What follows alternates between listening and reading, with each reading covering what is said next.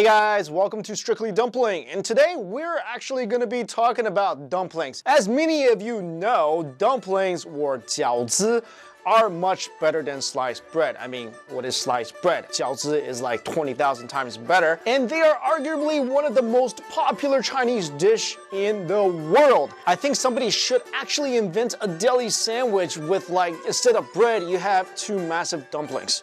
I mean, you can eat dumplings any day of the week, any time of the day. You can eat them for breakfast or lunch or dinner. They're just that awesome. And they look like gold ingots or 金元宝, so they're thought to bring prosperity as well. Sometimes coins are also put into dumplings, which is really annoying to me because like every dumpling you bite into, you're scared that you're gonna break your teeth on a coin. And also, a lot of people do not know this, and this is especially true in northern China. Eating dumplings on the winter solstice is just as important as eating dumplings during Chinese New Year. There's even a famous Chinese saying, 10月1冬至到，家家户户吃水饺. Or when the winter solstice comes, every household will eat dumplings. But where did dumplings come from? And why do Chinese people have to eat dumplings on the winter solstice and Chinese New Year? And who was the culinary genius who created these little buns of awesomeness? According to Chinese legend, 饺子 or Chinese dumplings was originally called jiao er or fragile ear, and it was created by Zhang Zhongjing,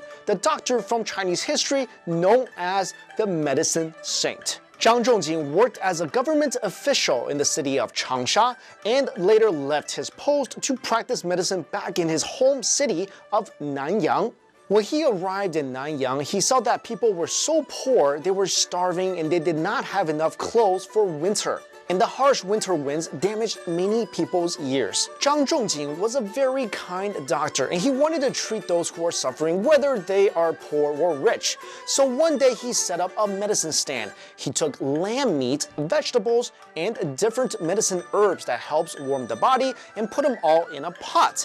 He then took out the meat and the herbs and vegetables and chopped them up into little pieces. He then wrapped them up in dough and shaped them to look like ears. He then had these ears boiled and handed out a pair at a time in a bowl of broth to each of the poor citizens whose ears are damaged by the winter cold. He called it 祛寒胶耳汤, or fragile ear soup that eliminates the cold. Zhang Zhongjing distributed the dumpling soup every day until the first day of the Chinese New Year. After everyone continuously ate the ears and drank the soup, their ears were healed. To celebrate their recovery and to remember the kindness that Zhang Zhongjing showed, locals on New Year's Day created foods that look like the ears that Zhang Zhongjing distributed and called it 饺子 or Chinese dumplings. That's why every year during the winter solstice and Chinese New Year, Chinese people would eat dumplings. All right, guys, let me know what you think about this legend, the stories, and